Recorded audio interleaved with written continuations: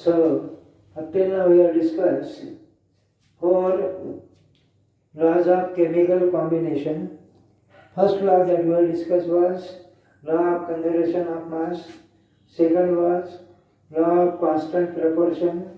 Third one was law of multiple proportion. And fourth one was Gay-Lussac's law of combining volumes. These laws of chemical combination, first law was given by Lavoisier, second law was given by Frost, third law was given by Dalton, and fourth law was given by Gay-Lussac.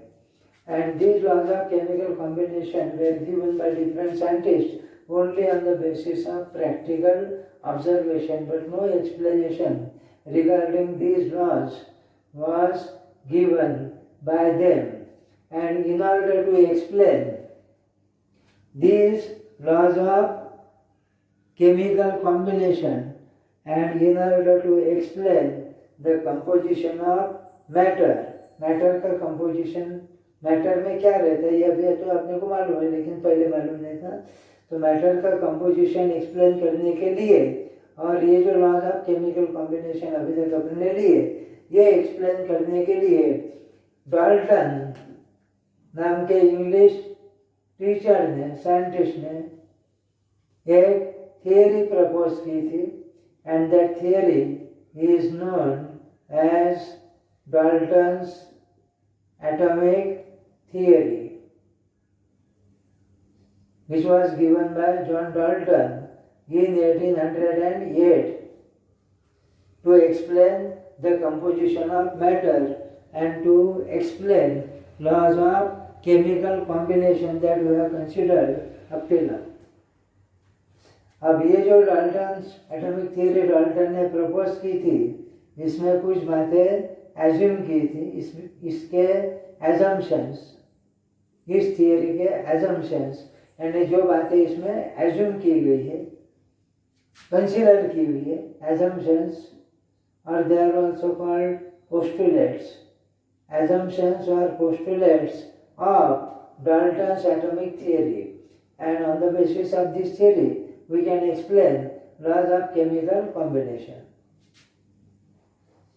अब ये जो theory है इस theory का पहला assumption, पहली बात जो डाल्टन ने एज्यूम की थी वो थी according to Dalton's atomic theory matter या substance consist of large number of small particles known as atoms. कोई भी मैटर, कोई भी सब्सटेंस अगर अपन ने लिया तो उसमें large number of small particles रहते हैं और मैटर का जो स्मॉलेस्ट पार्टिकल है उसको डाल्टन ने नाम दिया था atoms. Matter consist of large number of small particles called atoms. ये पहला एजम्पशन. दूसरा एजम्पशन ये था कि atom is indivisible. Atom is indivisible. मतलब एटम ये डिविजिबल नहीं है. और एटम डिविजिबल नहीं है इसका मतलब एटम में एटम से स्मॉलर पार्टिकल्स नहीं है. ऑफकोर्स अभी ये गलत है, ये तो अपने को मालूम है कि एटम इज डिविजिबल. एटम में एटम से स्मॉलर पार्टिकल भी रहते हैं, इलेक्ट्रॉन्स, प्रोटॉन्स, न्यूट्रॉन्स. लेकिन इलेक्ट्रॉन की डिस्कवरी 1896 में हो गई थी. ये थियरी 1808 की है. इसके 88 ईयर्स के बाद में ये प्रूव हुआ कि एटम इज डिविजिबल. लेकिन up to 1896 this assumption was supposed to be correct. Atom is indivisible, that is atom is not divisible, means atom does not consist of smaller particles. atom में atom से smaller particle नहीं रहते, ऐसा Dalton ने उस वक्त assume किया था और ये assumption 1896 तक चलते रही. लेकिन 1896 में This assumption was proved to be incorrect. तीसरा assumption इसका, atoms can neither be created nor be destroyed. Atom अपन तैयार भी नहीं कर सकते या एटम को डिस्ट्रॉय भी नहीं कर सकते. Atom can neither be created nor be destroyed. ये था तीसरा एजम्पशन डाल्टन्स एटॉमिक थियरी का. Now fourth assumption of this theory, fourth assumption of this theory was atoms of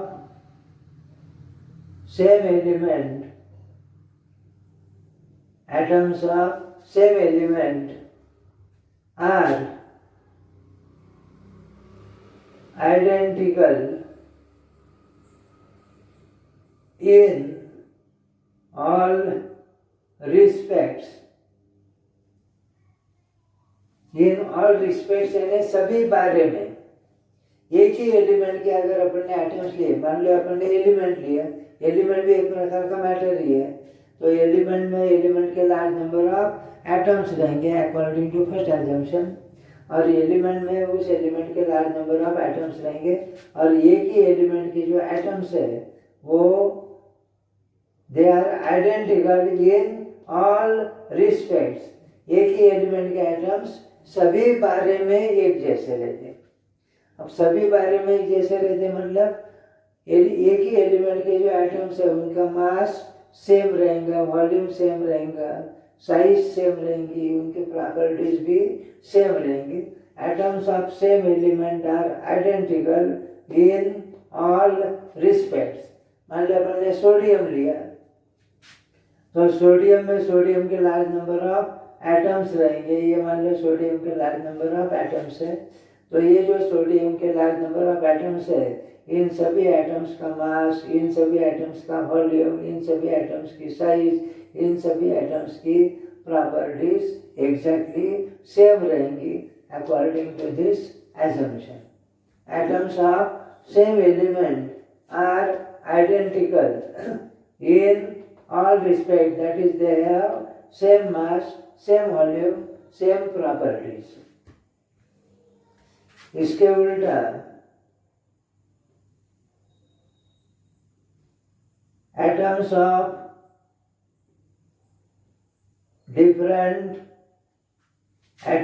different elements, atoms of different elements are different in all respects. Different elements के अगर अपन ने atom लिए, हर एक element में उसके large number of small particles यानी atoms रहेंगे. Sodium में सोडियम के एटम्स, पोटेशियम में पोटेशियम के एटम्स, क्लोरीन में क्लोरीन के एटम्स. हर एक एलिमेंट में उस एलिमेंट के लार्ज नंबर ऑफ एटम्स रहेंगे. और डिफरेंट एलिमेंट्स के अगर अपन ने एटम्स लिए तो वो डिफरेंट रहेंगे इन ऑल रिस्पेक्ट्स. यानी डिफरेंट एलिमेंट्स के एटम्स सभी बारे में डिफरेंट, सभी बारे में डिफरेंट यानी उनके मासेस डिफरेंट, उनके वॉल्यूम डिफरेंट, उनकी प्रॉपर्टीज भी different.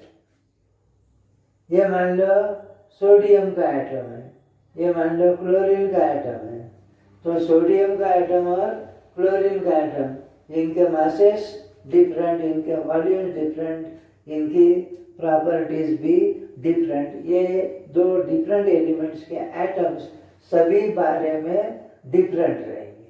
Atoms of different elements are different in all respects. ये होगा fifth assumption. Now sixth assumption. Two or more atoms of same or different elements combine with each other to form a bigger particle,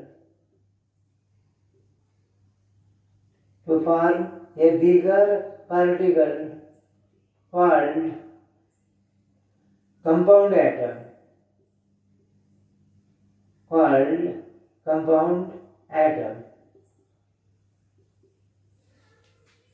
दो या दो से ज्यादा atoms एक ही element के या डिफरेंट एलिमेंट्स के एक दूसरे के साथ में कंबाइन होते हैं और दो या दो से ज्यादा एटम के कॉम्बिनेशन से जो बिगर पार्टिकल फॉर्म होगा, एटम से बड़ा पार्टिकल फॉर्म होगा, उस बिगर पार्टिकल को डाल्टन ने नाम दिया था कंपाउंड एटम और बाद में उस कंपाउंड एटम को नाम दिया गया मॉलिक्यूल बाय एवोगैड्रो.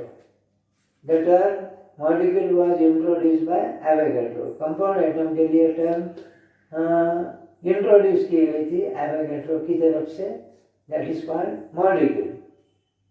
लेकिन यहाँ पर अपन डाल्टन्स एटॉमिक थियरी ले रहे हैं तो डाल्टन्स एटॉमिक थियरी में मॉलिक्यूल नहीं बन लेंगे, उसको बोलेंगे कंपाउंड एटम. दो या दो से ज़्यादा एटम्स एक ही एलिमेंट के या डिफरेंट एलिमेंट्स के एक दूसरे के साथ में कंबाइन होते हैं और उनसे एटम से बड़ा पार्टिकल, कंपैरेटिवली बिगर पार्टिकल फॉर्म होता है और वो जो कंपैरेटिवली बिगर पार्टिकल फॉर्म होता है, that bigger particle is called compound atom. जैसे सोडियम का एटम क्लोरीन के एटम के साथ में कंबाइन होता है और उससे कंपैरेटिवली बिगर पार्टिकल फॉर्म होगा और ये जो बिगर पार्टिकल फॉर्म होगा इसको अपन कहेंगे सोडियम क्लोराइड का कंपाउंड एटम, यानी सोडियम क्लोराइड का मॉलिक्यूल. अभी के हिसाब से sodium combines with chlorine to form sodium chloride, जिसमें सोडियम का एटम क्लोरीन एटम के साथ में कंबाइन होगा और उन दोनों के कॉम्बिनेशन से इन दोनों एटम से एक कंपैरेटिवली बिगर पार्टिकल फॉर्म होगा और उस बिगर पार्टिकल को डाल्टन ने नाम दिया था कंपाउंड एटम. सोडियम क्लोराइड का ये कंपाउंड एटम है which is obtained by the combination of one sodium atom and one chlorine atom. Magnesium का एक एटम क्लोरीन के दो एटम के साथ में कंबाइन होता है और इन तीन एटम के कॉम्बिनेशन से एक बड़ा पार्टिकल यानी कंपाउंड एटम फॉर्म होगा. वो कंपाउंड एटम रहेगा मैग्नीशियम क्लोराइड का. मैग्नीशियम क्लोराइड एक कंपाउंड है और इस कंपाउंड का पार्टिकल यानी कंपाउंड एटम. सोडियम क्लोराइड भी कंपाउंड है, उसका स्मॉलेस्ट पार्टिकल है उसका कंपाउंड एटम. आजकल उसको अपन नाम देते हैं मॉलिक्यूल, लेकिन डाल्टन ने नाम दिया था कंपाउंड एटम. दो या दो से ज़्यादा एटम्स एक ही एलिमेंट के डिफरेंट एलिमेंट्स के एक दूसरे से कंबाइन होते हैं, केमिकली कंबाइन होते हैं, रिएक्शन होती है उनके बीच में और उन दो या दो से ज़्यादा एटम से कंपैरेटिवली बिगर पार्टिकल फॉर्म होता है which was called as compound atom by Dalton.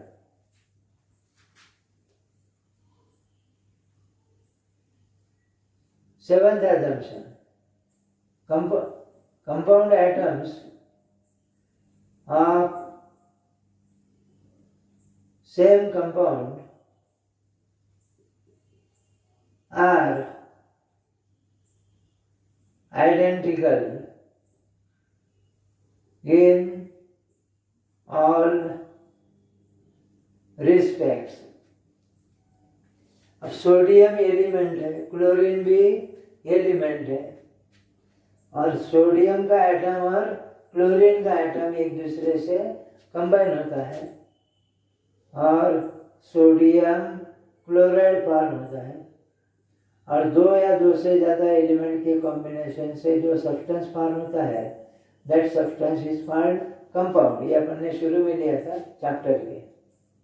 Compound is a pure substance which is obtained by the chemical combination of two or more elements in definite proportion by mass. So sodium combines with chlorine to form sodium chloride. तो sodium का atom और chlorine का atom एक दूसरे से combine होंगे और sodium chloride का कंपाउंड एटम फॉर्म होगा। सोडियम क्लोराइड एक कंपाउंड है और इस कंपाउंड में सोडियम क्लोराइड के large number of compound atoms रहेंगे। सोडियम क्लोराइड में सोडियम क्लोराइड के large number of compound atoms रहेंगे। मान लो ये सोडियम क्लोराइड का एक कंपाउंड एटम है जिसमें सोडियम का एक एटम है और क्लोरीन का भी एक एटम है। ये सोडियम क्लोराइड का दूसरा कंपाउंड एटम, ये सोडियम क्लोराइड का तीसरा कंपाउंड एटम। ये एक ही कंपाउंड के यानी सोडियम क्लोराइड के कंपाउंड एटम्स हैं। तो ये जो एक ही कंपाउंड के कंपाउंड एटम्स है, ये सभी कंपाउंड एटम्स सभी बारे में आइडेंटिकल रहेंगे, यानी इन सभी कंपाउंड एटम्स का मास सेम रहेगा, वॉल्यूम सेम रहेंगे, प्रॉपर्टीज भी सेम रहेंगे। कंपाउंड का स्मॉलेस्ट पार्टिकल यानी कंपाउंड एटम यानी मॉलिक्यूल। और एक ही कंपाउंड के जो कंपाउंड एटम्स है वो सभी बारे में आइडेंटिकल रहेंगे। जैसे सोडियम क्लोराइड में सोडियम क्लोराइड के large number of compound atoms रहेंगे, वो आइडेंटिकल रहेंगे। मैग्नीशियम क्लोराइड में मैग्नीशियम क्लोराइड के large number of compound atoms रहेंगे, वो भी आइडेंटिकल रहेंगे।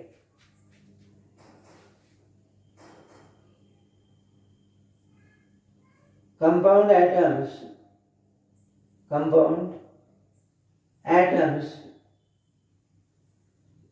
atoms of different compounds, compound atoms of different compounds are different in all respects. Compound atoms of different compounds are different in all respects. Compound का smallest particle यानी compound atom जिसमें दो या दो से ज़्यादा एटम्स रहेंगे डिफरेंट एलिमेंट्स के, और एक ही कंपाउंड के सभी कंपाउंड एटम्स आइडेंटिकल रहेंगे, लेकिन डिफरेंट कंपाउंड्स के कंपाउंड एटम्स सभी बारे में डिफरेंट रहेंगे, उनके मासेस डिफरेंट रहेंगे, उनके प्रॉपर्टीज भी डिफरेंट रहेंगे। जैसे सोडियम क्लोराइड ये एक कंपाउंड है और सोडियम क्लोराइड का स्मॉलेस्ट पार्टिकल है सोडियम क्लोराइड का कंपाउंड एटम। और ये जो सोडियम क्लोराइड का कंपाउंड एटम है इसमें सोडियम का एक एटम है, क्लोरीन का भी एक एटम है। अब दूसरा कंपाउंड अपन लेंगे मैग्नीशियम क्लोराइड। मैग्नीशियम क्लोराइड ये दूसरा कंपाउंड है।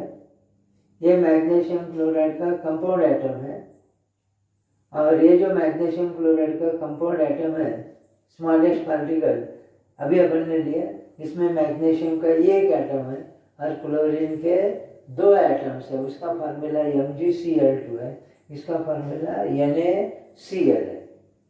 ये सोडियम क्लोराइड का कंपाउंड एटम और ये मैग्नीशियम क्लोराइड का कंपाउंड एटम, दोनों के मासेस डिफरेंट रहेंगे, दोनों के वॉल्यूम डिफरेंट रहेंगे, दोनों के प्रॉपर्टीज भी डिफरेंट रहेंगी। ये डिफरेंट कंपाउंड्स के कंपाउंड एटम सभी बारे में डिफरेंट रहेंगे। Next assumption, last assumption is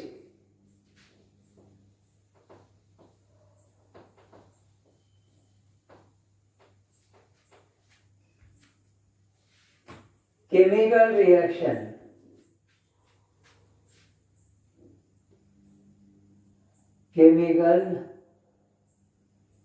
reaction is nothing but rearrangement of atoms. Chemical reaction में ये क्या एक से ज़्यादा substances which are called reactants का नए सब्सटेंसेस में यानी प्रोडक्ट्स में कन्वर्शन होता है। रिएक्टेंट्स और प्रोडक्ट्स ये डिफरेंट कंपाउंड्स रहते हैं, लेकिन ये जो रिएक्शन होंगी इस रिएक्शन में कोई भी एटम क्रिएट भी नहीं होगा, कोई भी एटम डिस्टर्ब भी नहीं होगा। इसके पहले के एजम्पशन में अपन ने लिया था कि atoms can neither be created nor be destroyed. तो केमिकल रिएक्शन में कोई भी नया एटम तैयार नहीं होगा, कोई भी एटम डिस्टर्ब भी नहीं होगा। रिएक्टेंट साइड में जो एटम्स रहेंगे वही एटम्स प्रोडक्ट साइड में भी रहेंगे। रिएक्टेंट साइड में जितने एटम्स रहेंगे उतने एटम्स और वही एटम्स प्रोडक्ट साइड में भी रहेंगे, सिर्फ उनकी जो अरेंजमेंट है वो बदल जाएंगे। अब जैसा मान लो ये एक हाइपोथेटिकल केमिकल रिएक्शन है, AB plus CD gives AC plus BD, AC plus BD, ये एक हाइपोथेटिकल केमिकल रिएक्शन है। अब ये जो केमिकल रिएक्शन है इसमें लेफ्ट साइड में ए का एक एटम है, राइट साइड में भी ए का एक एटम है, इधर बी का एक एटम है, इधर भी बी का एक एटम है, इधर सी का एक एटम है, इधर भी सी का एक एटम है, इधर डी का एक एटम है, इधर भी डी का एक एटम है। लेफ्ट साइड में जो एटम्स है वही एटम्स राइट साइड में भी है, और लेफ्ट साइड में जितने एटम्स है जैसे यहाँ पर ए का एक लेफ्ट साइड में ए का एक एटम है तो राइट साइड में भी ए का एक ही एटम लेगा, इधर बी का एक एटम है तो इधर भी बी का एक ही एटम लेगा। तो कोई भी केमिकल रिएक्शन में रिएक्टेंट साइड में जो और जितने एटम्स लेंगे वही और उतने एटम्स प्रोडक्ट साइड में भी रहेंगे, क्योंकि केमिकल रिएक्शन में कोई भी एटम नया एटम तैयार नहीं होता या कोई भी एटम डिस्टर्ब भी नहीं होता। लेकिन प्रोडक्ट्स ये जो कंपाउंड्स है ये रिएक्टेंट से डिफरेंट रहते हैं, क्योंकि प्रोडक्ट्स में के एटम्स की अरेंजमेंट ये रिएक्टेंट में के एटम्स के अरेंजमेंट से डिफरेंट रहते हैं। मतलब जब रिएक्टेंट का प्रोडक्ट में कन्वर्शन होगा तब एटम्स की रीअरेंजमेंट होगी और नए कंपाउंड्स में यानी प्रोडक्ट्स में कन्वर्शन होगा। जैसे यहाँ पर ये दो एटम्स एक दूसरे से अटैच है, ये दो एटम्स एक दूसरे से अटैच है, इसमें का एटम ये और इसमें का एटम सी, इनसे प्रोडक्ट फॉर्म होगा ये सी, इसमें का एटम बी और इसमें का एटम डी, इन दोनों से प्रोडक्ट फॉर्म होगा बी डी। तो लेफ्ट साइड में जो और जितने एटम्स है उतने वही और उतने एटम्स राइट साइड में प्रोडक्ट साइड में भी है, लेकिन उनकी अरेंजमेंट चेंज हो गई। तो केमिकल रिएक्शन में सिर्फ एटम्स की रीअरेंजमेंट होती है, कोई भी नया एटम क्रिएट नहीं होता, कोई भी नया एटम डिस्टर्ब नहीं होता। लेफ्ट साइड में जो और जितने एटम्स है वही और उतने ही एटम्स राइट साइड में भी रहेंगे। इसलिए रिएक्टेंट का जितना टोटल मास रहता उतना ही टोटल मास प्रोडक्ट का भी रहता, और इसको अपन ने नाम दिया है law of conservation of mass. पहला जो लॉ अपन ने लिया था according to law of conservation of mass, total mass of reactant is equal to total mass of product. और उसका रीजन ये है क्योंकि रिएक्टेंट साइड में जो और जितने एटम्स रहेंगे वही और उतने ही एटम्स प्रोडक्ट साइड में भी रहेंगे, इसलिए रिएक्टेंट का जितना टोटल मास रहेगा उतने टोटल मास प्रोडक्ट का भी रहेगा। कोई भी केमिकल रिएक्शन में मास क्रिएट भी नहीं होता, मास डिस्टर्ब भी नहीं होता, and that is known as law of conservation of mass. These are the assumptions of Dalton's atomic theory.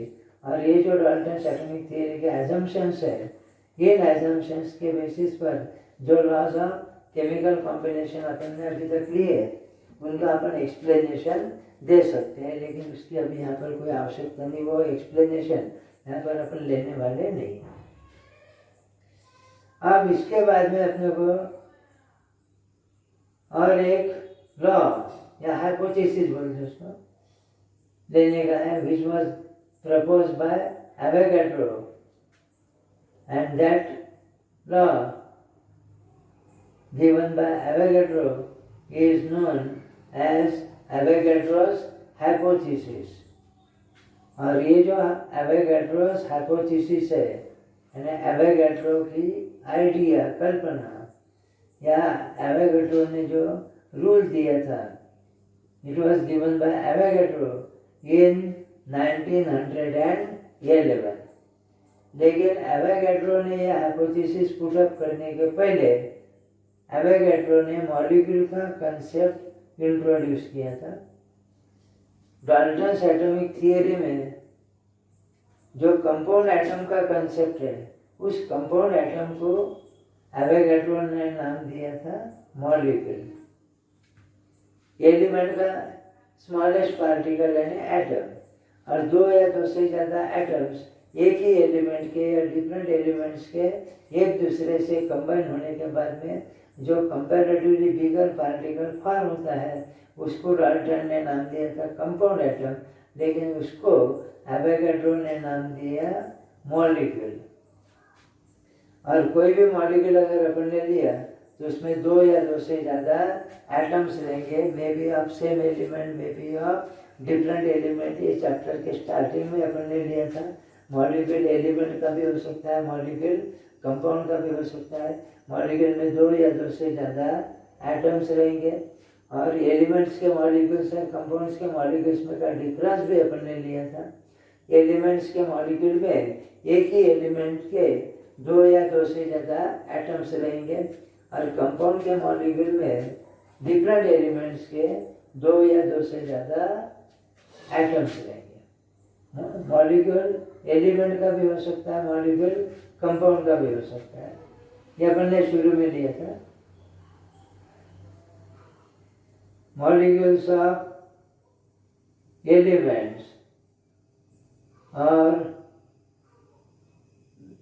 Molecules of compounds, जैसे हाइड्रोजन ये एलिमेंट है, और ये जो एलिमेंट है हाइड्रोजन, उसका मॉलिक्यूलर फॉर्मूला अपन H2 लिखते हैं। H2 ये हाइड्रोजन का मॉलिक्यूल है, और उसमें हाइड्रोजन के दो एटम्स हैं। हाइड्रोजन का स्मॉलेस्ट पार्टिकल यानी हाइड्रोजन का एटम, और हाइड्रोजन के एटम का सिंबल है H। H यानी हाइड्रोजन का एटम, और ऐसे दो हाइड्रोजन एटम्स एक दूसरे से कंबाइन होने के बाद में ये जो बिगर पार्टिकल फॉर्म होगा, स्टेबल पार्टिकल हाइड्रोजन का, इसको अपन कहेंगे हाइड्रोजन का मॉलिक्यूल। हाइड्रोजन का एटम अनस्टेबल है, दो हाइड्रोजन एटम्स कंबाइन होकर हाइड्रोजन का मॉलिक्यूल फॉर्म होता है। या ऑक्सीजन का एटम अनस्टेबल है, दो ऑक्सीजन एटम्स कंबाइन होकर ऑक्सीजन का मॉलिक्यूल फॉर्म होता है। नाइट्रोजन का एटम अनस्टेबल है, नाइट्रोजन के दो एटम्स कंबाइन होकर नाइट्रोजन का मॉलिक्यूल फॉर्म होता है N2। क्लोरीन का एटम अनस्टेबल है, दो क्लोरीन एटम्स एक दूसरे से कंबाइन होकर क्लोरीन का मॉलिक्यूल। चार फॉस्फोरस एटम्स एक दूसरे से कंबाइन होकर फॉस्फोरस का मॉलिक्यूल। 8 सल्फर एटम्स कंबाइन होकर सल्फर का मॉलिक्यूल फॉर्म होता है। These are the examples of molecules of elements. ये सभी एलिमेंट्स हैं, hydrogen, oxygen, nitrogen, chlorine, phosphorus, sulphur, और ये उन एलिमेंट्स के मॉलिक्यूल्स हैं। Now we shall consider the examples of molecules of compounds. Compounds के एग्जांपल्स, उनका मॉलिक्यूलर फार्मूला। जैसे सोडियम क्लोराइड एक कंपाउंड है, और उसका मॉलिक्यूलर फार्मूला है NaCl। मॉलिक्यूलर फार्मूला यानी मॉलिक्यूल का फार्मूला, यानी this formula represents molecule of sodium chloride. ये सोडियम क्लोराइड का मॉलिक्यूलर फार्मूला है, और इस पर से अपन बोल सकते हैं कि सोडियम क्लोराइड के एक मॉलिक्यूल में सोडियम का एक एटम है, और क्लोरीन का भी एक एटम है। मैग्नीशियम क्लोराइड ये कंपाउंड है, उसका मॉलिक्यूलर फार्मूला MgCl2। वाटर का molecular formula H2O। Hydrochloric acid का HCl, नाइट्रिक एसिड का HNO3, सल्फ्यूरिक एसिड का H2SO4। Sodium chloride, magnesium chloride, water, hydrochloric acid, nitric acid, sulphuric acid, ये सभी कंपाउंड्स है और ये उनके मॉलिक्यूलर फॉर्मूले. These are the examples of molecules of elements and these are the examples of molecules of compounds. और इन दोनों में का डिफरेंस भी अपन ने लिया था. इसमें हाइड्रोजन का जो मॉलिक्यूल है उसमें 2 एटम्स है लेकिन दोनों हाइड्रोजन के हैं. यहाँ पर 2 एटम्स है लेकिन ऑक्सीजन के हैं. यहाँ पर 2 एटम्स नाइट्रोजन के हैं. यहाँ पर 2 एटम्स क्लोरीन के हैं. यहाँ पर 4 एटम्स एक ही एलिमेंट के हैं, फास्फोरस के हैं. इसमें 8 एटम्स है लेकिन एक ही एलिमेंट के हैं, सल्फर के. तो एलिमेंट्स के जो मॉलिक्यूल्स है उन मॉलिक्यूल्स में 2 या 2 से ज़्यादा एटम्स रहेंगे लेकिन वो एक ही एलिमेंट के रहेंगे. अब ये कंपाउंड का मॉलिक्यूल है, सोडियम क्लोराइड का मॉलिक्यूल. इसमें 2 एटम्स है लेकिन दोनों एटम्स एक ही एलिमेंट के नहीं है. 2 में से एक एटम सोडियम का है, एक एटम क्लोरीन का है.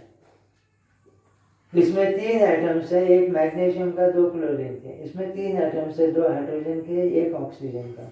इसमें 2 एटम्स है, एक हाइड्रोजन का, एक क्लोरीन का. इसमें 5 एटम्स है, एक हाइड्रोजन का, एक नाइट्रोजन का, 3 ऑक्सीजन के. इसमें 7 एटम्स है, 2 हाइड्रोजन के, एक सल्फर का और 4 ऑक्सीजन के. तो कंपाउंड का जो मॉलिक्यूल रहता है उसमें 2 या 2 से ज़्यादा एटम्स रहते हैं लेकिन डिफरेंट एलिमेंट्स के. और एलिमेंट का जो मॉलिक्यूल रहता है उसमें भी 2 या 2 से ज़्यादा एटम्स रहते हैं लेकिन एक ही एलिमेंट के. That is the difference between molecules of elements and molecules of compounds. So molecules of elements consist of 2 or more atoms of same element and molecules of compounds consist of 2 or more atoms of different elements. और molecule element का भी form होता है, compound का भी form होता है. और एक बात ध्यान में रखना कि मॉलिक्यूल फिर वो एलिमेंट का रहो या कंपाउंड का रहो वो कभी भी स्टेबल रहेगा यानी उसको फ्री एग्जिस्टेंस रहेगा. Molecule of an element or compound is having free existence. Atom का वैसे नहीं है. एटम को फ्री एग्जिस्टेंस हो भी सकता है या नहीं भी हो सकता है. जैसे हाइड्रोजन का जो एटम है उसको फ्री एग्जिस्टेंस नहीं है, उसका मॉलिक्यूल फॉर्म होता है, यस. लेकिन सोडियम का जो एटम है उसको फ्री एग्जिस्टेंस है. मैग्नीशियम का एटम फ्री एग्जिस्टेंस है. हीलियम का जो एटम है उसको फ्री एग्जिस्टेंस है. यानी एटम एलिमेंट का रहेगा, कंपाउंड का नहीं रहेगा. और एलिमेंट का जो एटम है उसको फ्री एग्जिस्टेंस हो भी सकता है, नहीं भी हो सकता है.